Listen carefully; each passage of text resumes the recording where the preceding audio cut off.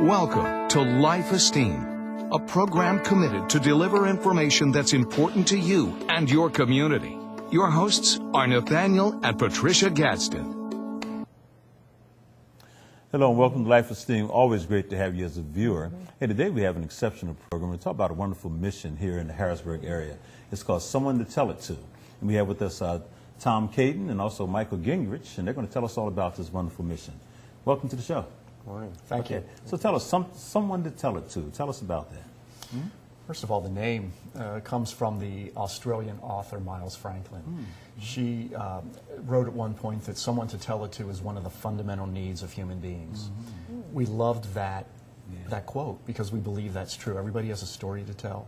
Everyone has something to say. And we like to provide the opportunity for people to be able to tell their story and say what they have to say about their lives and about their feelings and their beliefs. I like that. I like that too, because one of the things I heard you say earlier that you didn't want to use the term or word or phrase counseling, and to talk about someone to tell it to. And I'd say all the time, people really like talking about themselves. That's right. Absolutely. So that really ties in very well. And you also find the issues in their story, is that right? They find the issues in their story. That's right, absolutely. You know, it's really the story. Yeah. And there's always more to the story than what anybody can see on the surface. And we like to help people get beyond the surface, go to a deeper level of intimacy with themselves and with other people to connect in, we hope, more profound ways. Okay. And essentially, we say that we create a safe place for people to unburden themselves, whatever they're dealing with, whatever crisis, if they're hurting, if they're suffering, if they're broken. We want to be a place where they can share it, and to do it in a way that's non-judgmental and non-confrontational, but we can be just a listening ear for them. Very good. And tell me, I don't want to say your typical client, but who's going to come to you then? What kind of person finds their way to someone to tell it to? Wow, there is no one that's typical in many ways, except that in many cases we find that people express loneliness, that they don't have someone to tell it to, that they don't feel safe, even with the people they are closest to, whoever they may be, and they just need to share. Wow. In fact, we reach people not just here nationwide, but we actually reach people all around the world. Oh, do you? And we utilize various forms of social media, Skype, and we'll Skype with people who need someone to tell it to halfway around the world. I've asked my wife to set up Skype 1,000,000 times. I don't even know what Skype. No, I said, but that's fantastic. And it works for you, right? It does. Because In fact, we are regularly talking with a young man from Uganda, from Kampala, Uganda, and he shares with us, and we just were in touch with him yesterday. Okay. Again. And uniqueness about your ministry, you don't necessarily charge a fee for your mission, for your service, but you do, you ask for maybe, how do you work that? Donations. Donations, okay. So that's unique, you know. Yeah, we want to be able to provide our services to anyone who needs to be able to share, free of charge. Our hope is that we'd be able to raise enough funding to support what we're doing and to support our families. And also, our 5-year plan is to be able to hire more people, because this mission is continuing to grow daily, and the need continues to increase. And obviously, we're only 2 people who have a certain number of hours in a day to listen, but we also know that we'd love to train other people to be able to do this also. Also, you do provide that opportunity then to reach out to others that want to do similar work that you're doing. We want to be able to provide that opportunity. Right. That's how that's our plan, to be able to grow into that. Fantastic. Yeah, that's, I'm glad you said that. Okay, I think maybe we can talk. Because we do some chaplains training, as I was sharing with you before we went on the air. And we have some great folks who I think would be interested in the work you're doing. Let's just put it that way. Well, that's great to hear. Absolutely, yes, indeed. So, when did you start and why did you start? You're both in ministry, from what I understand, right? Both had Masters of Divinities. That's correct. And you were pastors at the time. And then all of a sudden, this idea comes up. How did it all come about? We just connected when we were at a similar church, the same church together, and we became friends. And we just spent a lot of time talking with one another, getting to know one another, and I think as each of us began to discover who one another was, we realized that we had the same calling, our gifts, to really listen, to connect with people wherever they were and really provide that place, that safe place for them. And one day when we were together, actually I credit Tom for this. He says, why don't we do something together and do it officially? And that's where it was born, you know, on a walk that we had one day in a park, just, you know, unexpectedly. And we both had terrific experiences in the church. We have, you know, great memories, and we had, you know, great interactions with a lot of people, but this is something that, I don't know, just kind of developed, and it was more fully who we are. Yeah. And in some ways we feel like we're able to take our mission to greater places and the heart of our sense of call to greater places than we were able to in a local church. Beautiful, beautiful. You know, I really like that because I've heard, particularly in regard to ministry, is that you find that gift, that thing that you best can provide. And it may not be the pastor or associate or assistant, but it may be some other initiative like you just found with the two of you. So that's really inspirational. Thank when you. Think about that, yes. And the fact is, one of the things that we talk about constantly is that we get to do it together.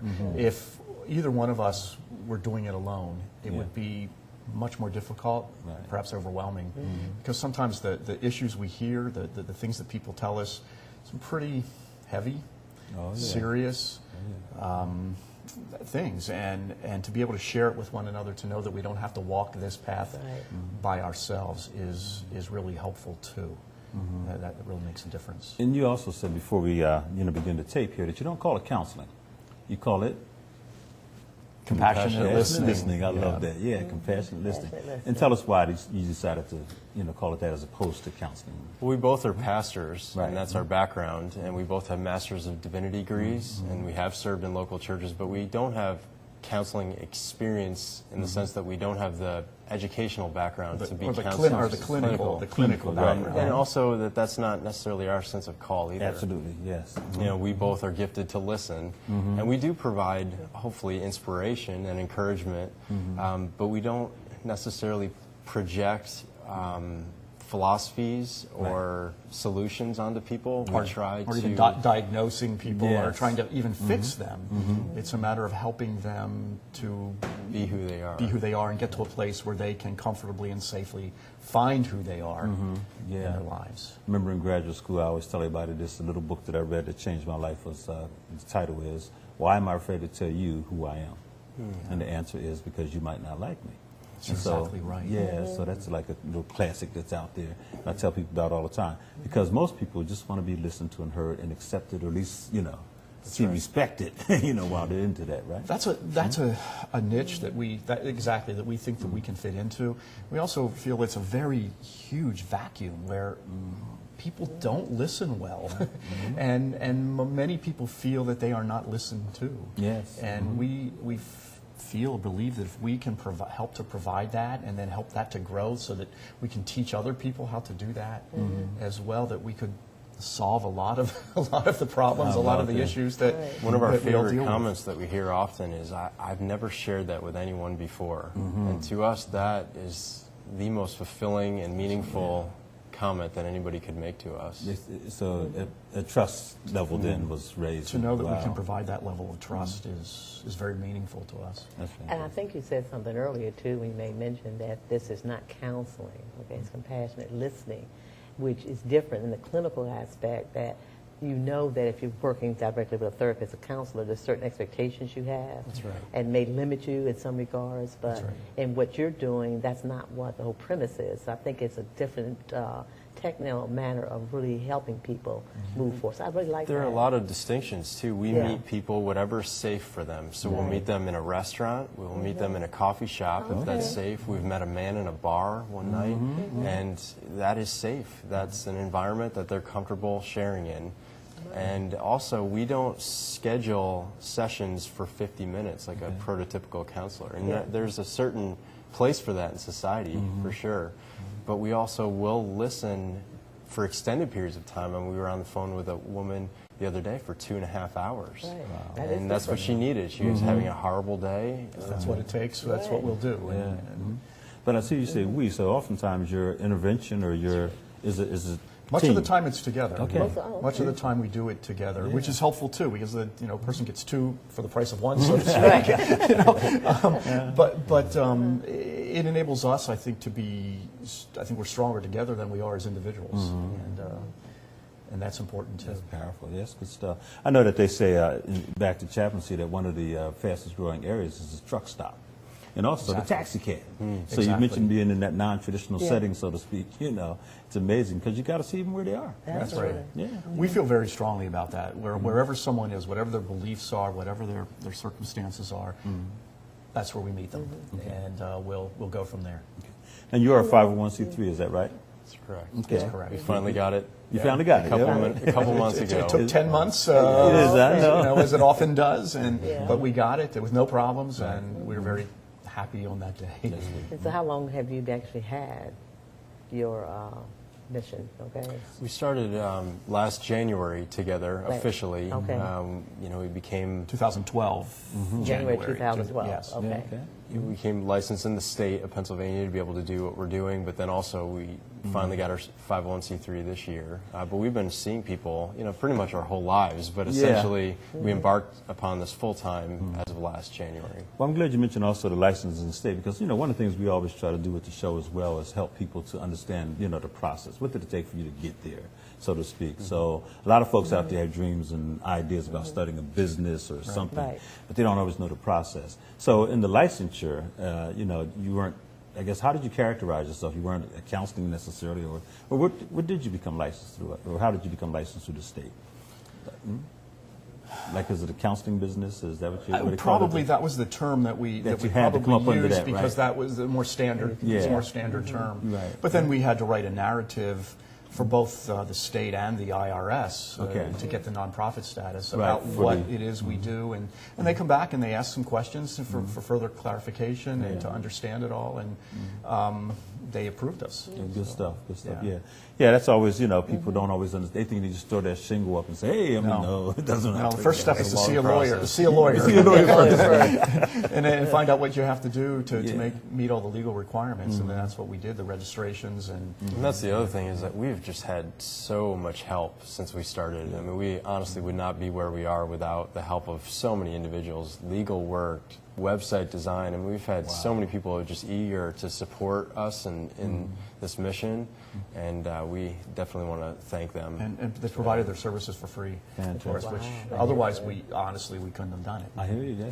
And most importantly, we give a shout out to our wives too, because they're shout out to the wives. That's right. Absolutely, good man. Gotta thank the wives. Very supportive of us, and we are extremely grateful for both of them. That's great. So someone's hearing this for the first time, hearing about your service, and they're saying, okay, I want to, contact these guys. How do they get in touch with you, and what should they expect in terms of the process? Probably the easiest way is through our website, which is www.someonetotellit2.org. And on it, it has our phone numbers, as well as a form to fill out to contact us. It has our email addresses. We get a lot of people reach out that way through email. Okay. They will write to us and say they've heard about us and they want to know, could we set up a time to talk or for us to listen, and we go from there. We respond to every request, everyone who contacts us. Now, do they have to have something specific that they share on that form that they want to talk about? It's just that's it. Okay. No, Just want to talk. we don't ask any questions in that regard. Okay. We do that when we get back in touch with them. And We do have a list of referrals too. If there are things that are outside of our area of expertise or they need further assistance, then we will be sure to refer them to other local organizations. I always tell counselors or chaplains or whoever that one of your greatest tools is the tool of referral, because you can't do it all, isn't that right? Yeah. And we also talk with people who are already seeing a therapist or a counselor, but they will come to us to be able to talk about some things that they can't talk about or don't talk about with them, and so we like to work in cooperation. Particularly the spiritual component. I mean, that's our background, and that's what we're able to provide. And naturally, as we mentioned to you before, when in times of crisis or people who are hurting or suffering, the matters of faith just always come up in conversation. That's right. Absolutely. And when you say that, like, what are the main things that kind of, you mentioned loneliness.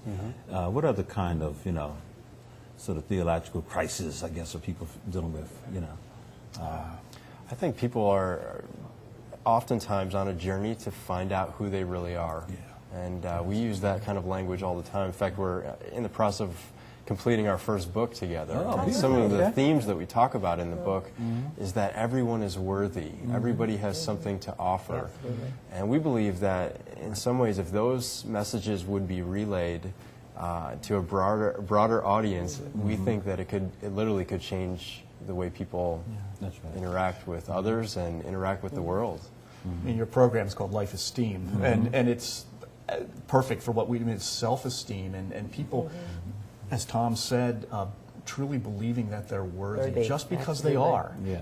Not because of what they do, but because they are just a person, and that makes them worthy just in and of itself. Okay. And we find that so many people don't believe that about themselves. And they don't. Or know that about themselves, and I think it's our goal to help them, if nothing else, know that they are loved, that they are worthwhile, that they have something to offer, that they are gifted. All of us are, in our own special ways, and we try to help people find that giftedness to be who they are and know that they are vital and important. I like that. Find that giftedness, man. And it's there, you know. And like you said, they just don't know. I know Pat's done tremendous work over the years with the self-esteem building, self-esteem workshops all over the place. In fact, that's what, she does full time. And it is a shame. Our society, I think, is pushing always compare yourself. That's right. You know, you need to have this, you need to go here, you need to be this, and all that kind of stuff. One of the things that I think we find ourselves telling people a lot is don't compare yourself. Thank you. Absolutely. Don't. Don't. Because we often hear, well, my sister is doing this or is doing that, and I should be doing this too. No, That's not right. necessarily. That might be good for her, but you can't judge yourself by someone else. We're all individuals. We're all unique. Another topic that we talk about often with people is guilt and shame. And we live in a culture where people are afraid to share who they really are because they're afraid of being criticized. Absolutely. And just yesterday, there was something that I was dealing with that I was afraid almost to, not with Michael, but to share it with others. Yeah. It's common issues that people deal with every day. Yeah. And they're afraid, for whatever reason, to be able to share it. And we think that by being able to share it with us, we think that they're able to become more free. And A lot of people are hiding a lot of things that they feel ashamed of. Absolutely. And a lot of those things they don't need to feel ashamed of. They think they do. And just by being able to voice them, to get them into the open and talk about them is a huge liberating thing for them. And we like to provide that too. And we don't provide judgment against people. Thank you, yeah. So whatever you want to share, whatever you need to say, whatever you've done, whatever you are thinking about, it's okay to say it. And we'll take it from there. And we're not going to condemn you, criticize you, or kick you out because of it. Well, it's so interesting you're talking about this because we live in a society, unfortunately, that doesn't really have a venue, a way that people can do exactly what you're just saying. Right. So to see what you all have put together here, I think it's going to be so empowering. It's to see to have other people come through and say, yeah, this is what I've been looking for. This is what I need. We've actually heard that. We had a woman in her late 60s write to us and say that she'd been searching her whole life to be able to talk with somebody and had never really had any success going to various counselors and things, and it just never had the opportunity to really share it. And she said, you just might be it. And we've allowed that person to be able to share with us, and we pray that we're helping and just providing that, which so many people have not been able to find.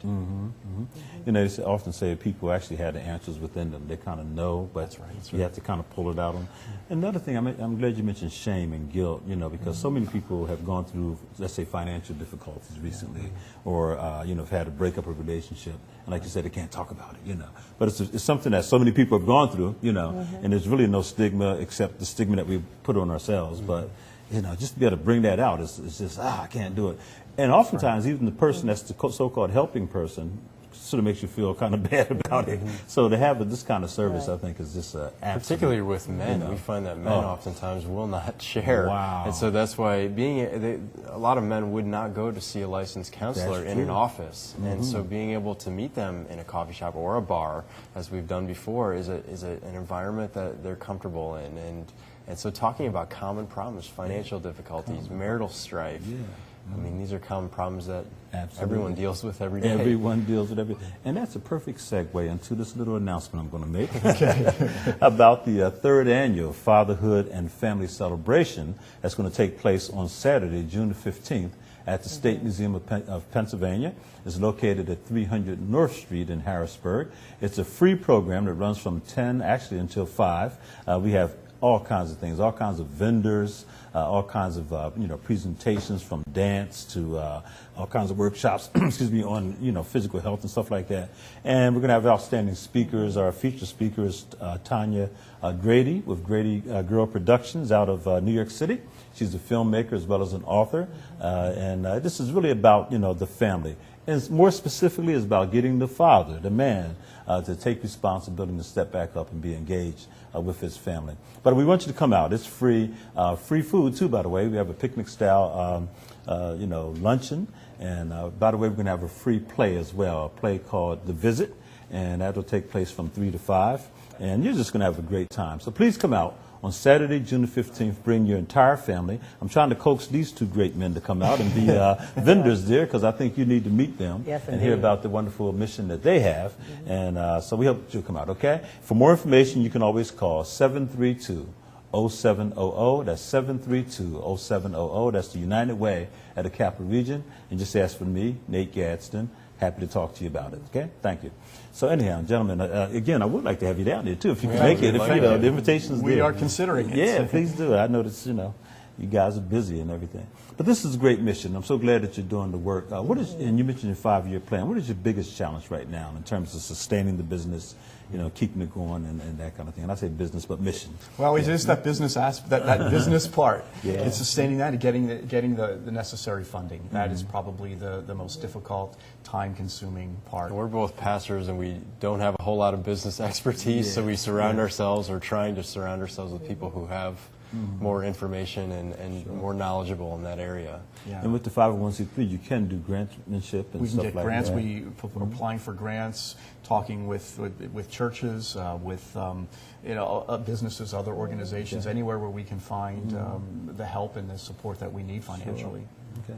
I know one of the things Pat has been very successful at is making relationships with agencies and then getting sort of like contracts as opposed to going after grants and building up that, I'll work with your clients kind of thing and that kind of thing. So that's something you may want to look in. Absolutely. Because I can see you definitely doing. I forget the name of the agency. There's a counseling agency around here. It's Mazzetti and Sullivan or something like that. They've done tremendous work with, Mazzetti and Sullivan. And I can see you guys doing that kind of thing. Yeah, Mazzetti and Sullivan, Thank you. Well, thank you. Absolutely, yeah. So, but, a person calls you and they are in distress. Do people oftentimes call for someone else? In other words, my aunt's going through something, my son's... We get a lot of that. We get a lot of people say, my aunt needs to, she ought to be talking with you, and I'm going to tell her, but then sometimes the people themselves don't call back. Yeah. It's hard for people to reach out and to initially open up. It takes courage because they don't know what's going to be on the other end. They don't know when they do share whatever they share, how it's going to be received. That's right. And to be able to take that initial step is very courageous. And how young of a person? I mean, did it have to be a certain age where you would talk with them? Okay. We think we've been gifted to connect with a wide range of people, and at least we hope we are. And so we'll speak with anybody. We'll listen to anybody.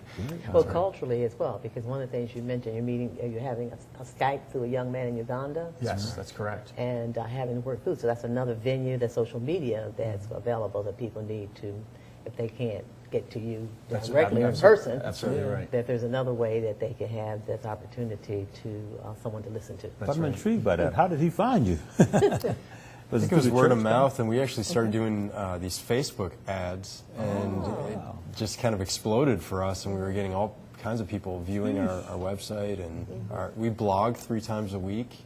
And so we provide hopefully inspiration through our writing. Yeah, and we just posted. We wrote a blog yesterday on loneliness. Again, that's such a huge issue, and we already put it out. We put it on our website, on our blog, and then we also posted on Facebook, and we get a lot of people looking at it, reading it, and we just try to generate that kind of, we hope, discussion and thought from people to consider some of these issues. In fact, later this afternoon, we're going to be a part of a forum on Facebook to learn how to create a community where people can discuss issues together through our website. So, for example, we talk about listening, listening skills, and creating a venue where people could discuss that openly.